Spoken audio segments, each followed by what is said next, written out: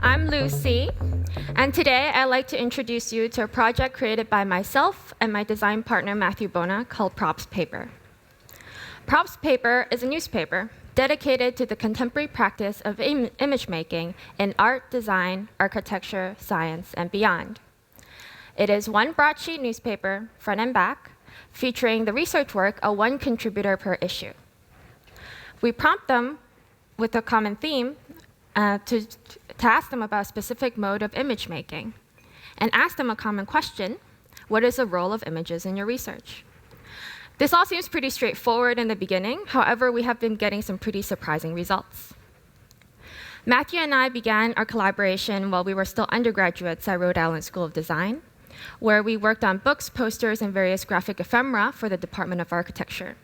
When we parted ways to pursue graduate studies and more architecture, we realized that all around us, there were amazing work done by image makers, such as artists sampling lichen, graphic designers hacking scanners, historians becoming filmmakers. All of their practices inspire our projects and creative processes in various dramatic ways.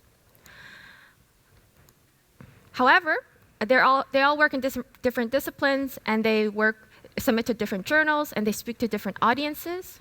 And we discovered that it's just impossible to have the abundance of images and still be able to understand the techniques and technologies that go into image making. In addition, the art and design journals that were available to us at that time are fairly institutionally bound. There tend to be annual publications geared towards existing audiences already within those disciplines. So we wanted something different, an alternate format, something faster, cheaper, easier to experiment with, and preferably had a high circulation in a fairly uncensored manner. So we started producing this newspaper Props weekly and posting it wherever that we were allowed to, and in some cases where we're not allowed to. So for instance, in issue 7, Leopold Lambert, an architect and editor of the Funambulist magazine, focused on 2 images from Palestine. One from the present, from a Palestinian photographer who was being targeted, featuring a series of photographs of a tear gas canister shot directly at him, and a postcard image from the future produced by Lambert that is an imaginary of a post-apartheid Palestine. For Lambert, images had the ability to become evidence, and images allowed an ability for viewers to be projected into a political imaginary. Coincidentally, this issue was created in November 2016 at the dawn of a Trump America, and in our despair, we quoted Rox Media Collective's "The state equals many sons of bitches" on our front cover, as a loud SOS and also a deep rallying cry for deeper contemplation on the types of media we consume, and in particularly our images.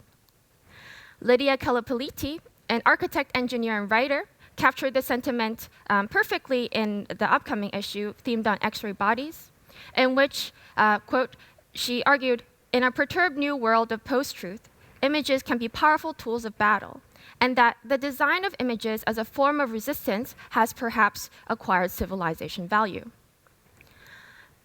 In our attempt to explore the technical and aesthetic aspects of image making, we have discovered a greater desire within ourselves, and I think it's also true within our contributors, to have an opportunity to address images directly, especially the images that we use, produce, and circulate, and the ways that they affect our lives.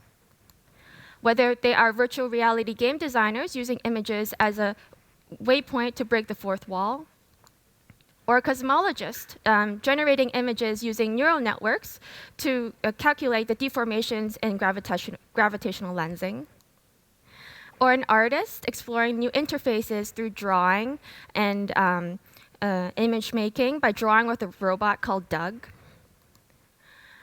or a biochemist engineering colorful bacteria to find better treatment for biofilm-related diseases.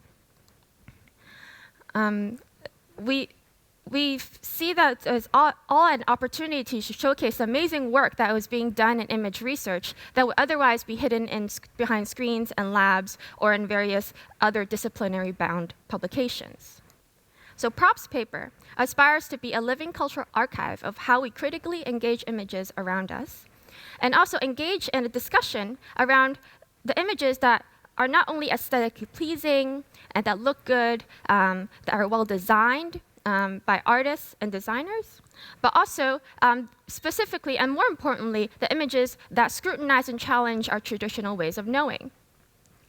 For instance, here, Elizabeth Porter, an associate professor of law at the University of Washington, and also a former clerk at the US Supreme Court, she faced the question of the images head-on in a discipline traditionally filled with words, especially as a lawyer. And so her images that she submitted were tackling systemic racial discrimination in a specific criminal case that would otherwise be unnoticed if it weren't for a discussion around images. And a lot of the times, the discussion with our contributors continue on after the submission to our publication. And in Elizabeth's case, a month later, she sent us an email gossiping about a amicus brief submitted to the US Supreme Court, again, on 40 cake images submitted by cake artisans, arguing that cake making is an artistic practice. Which you can ask me later about this interesting story.